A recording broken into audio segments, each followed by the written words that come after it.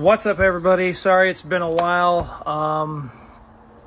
Been dealing with some stuff. Either way, so all around town there, again, this is about the tax referendum. If you don't know who I am, I'm a Lake Station community advocate and educator, because I educate people on the things that they should know, and this way they can make, educated decisions for themselves instead of being gracefully manipulated with things of such. Now, it's of no surprise that, yes, many schools get referendums, and there's a couple of reasons why they get them. Some of those schools do well because they have great board members and great people who will put the money where they go, and they know how to fill the forms out. Some have great people, just didn't know that they were supposed to fill a form out. They find out that, okay, we fixed it, let's go ahead and fix this, and the state says they're in compliance. Unlike us in our town, where, apparently management of coinage is a little bit of a problem. And I'll get to that. Now, however, yes, this is in the Lake Station School referendum. It will not go up 65.5%.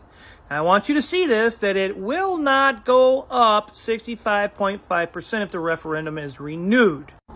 And if you read this right here, you will find that, it even breaks it down and shows you how they get the 65% right there off to the side. You can pause this, feel free to read it, scroll in. This shows you literally step for step how they are getting 65.14%. And yes, they're trying very hard that no, your taxes will actually go down if you vote. They're going to go down, but no, your taxes aren't going to go up. No, and then they're fear-mongering people, bring back school busing. Now, I want to make this crystal clear. Back in 2012, 2013, when my daughters, who are now graduated, were children in a third grade, they were toying with the idea of getting rid of the school buses then. This is nothing new. This is a tactic that Lake Station schools have used for years, and the politicians here has helped them as well. They toyed with getting rid of them. Then when the people really threw a ruckus about it, all they did was move the bus stops. So children had to walk literally a mile to their bus stop when they were actually closer to school, and some of the school bus stops were actually kind of dangerous for the children that young to be walking. Either way.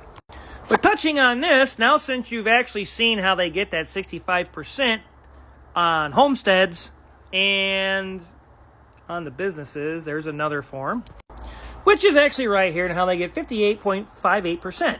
And if you like, you can pause that, and it'll tell you literally step for step how they're doing it.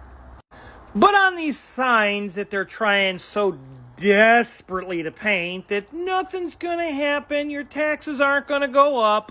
By the way, those forms that I showed you are from the Department of Local Government Finance, and it crystal clearly states, yeah, your tax is going to go up. But I wanted to touch on the other side of this sign, because on the other side, local schools who have referendums, and how many? And don't let your students be left behind.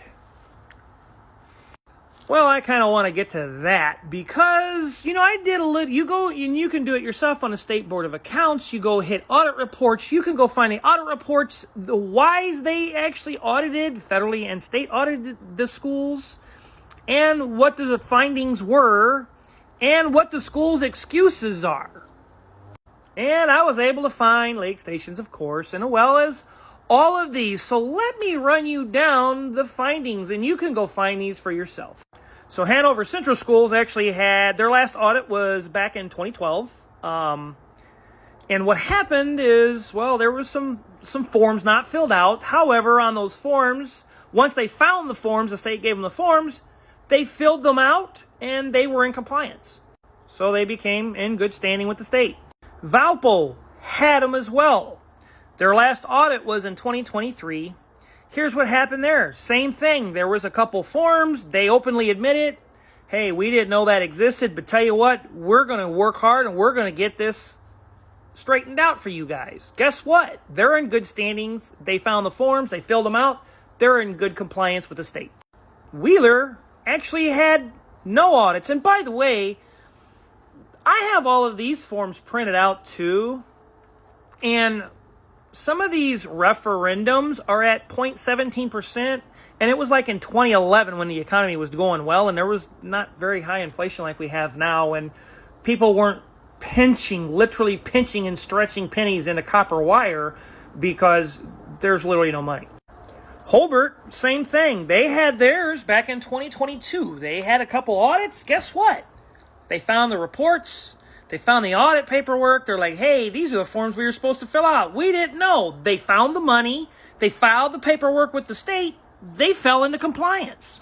Lake Central had some receipts. They really, honestly, Lake Central's got quite a bit of paperwork.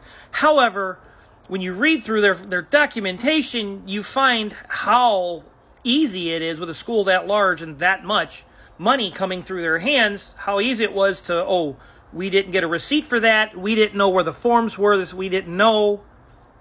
They found the forms with the state. The state gave them the paperwork. They filled out the paperwork. Guess what happened? They're in good standings with the state and compliances. Munsters, same thing. They tried it almost like, nobody's going to pay attention or whatever the case was. I'm sure these people got removed, but Munster had it back in 2020 before COVID, and nobody got away with anything because they also found the forms and receipts, filled them out for the state, fell in compliancy, and they're good. Gary, well, they had quite a bit. They actually owned up to it. They're like, look, man, we goofed. We screwed up. We really goofed. We're going to work very hard. We're going to implement these tools and these resources, and we're going to try to fix things. And guess what? That's what they've been working on, and they're falling into good compliancy with the state. Crown Point, the last one that Crown Point had was back in 2021. They had some issues too. They actually owned up to it. They owned up to it and said, you know what? We're going to fix it. Our little neighbors, River Forest, yeah, them too. Guess what? They actually fully corrected it, and they actually openly, they're like, hey, look, man, we goofed, we flubbed up, we dropped the ball. But you know what? You guys got tools, give them to us. We're going to fix it. We're going to find out how we can fix these problems. We want to fall in compliancy so we don't have any issues. And guess what? They did it too. And the tools that the state gave all of these school districts because they're referendums, any of them that had problems, they actually owned up to it and they fixed it. So in this video, what I may have left, I'm just going to leave you with a little documentation from Lake Station schools and their referendum and their audits and federal audits they got. Because that's also on the State Board of Accounts. And while they're trying really hard with these signs to try to hush people and to shut people up and to try to say, it's not going to go up. No, it's not going to go up due to referendums. And we're going to, we got to bring back school buses. First off, you already have them. The other thing is you're not using them 2 days each week. So what are you doing with all the funding for those 2 days each week? But even in regular newspaper, it even says that they have a lack of oversight. And you can pause and read it for yourselves. You can actually read it. And Lake Station schools were found in instances of non-compliance, even though there were tools and procedures from the state for this.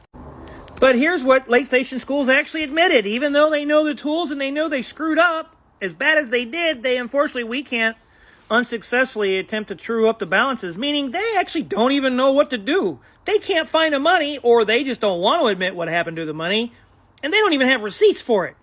Don't take my word for it. This came from the school district. This is the last report that the school has to give back to the state. So they don't even know what happened to it. Stay with me for the next part, because you're really not going to like that one either. You may get your feelings hurt, but it's going to be the truth. I'm the Lake Station community advocate and educator. Yes, I love being able to educate people on what's really going on. And the difference between these schools, our school district and the others, is they openly admitted, said we screwed up and fixed it. Ours are saying, sorry, we can't fix it, even though they admitted we don't know where the things went and we don't know what happened, even though the tools and resources were there. So be an eagle, don't be a crow. And always, just do a little research. Don't take my word for it. It's all right here. Stay with me till next part, because you're really not going to like those docs.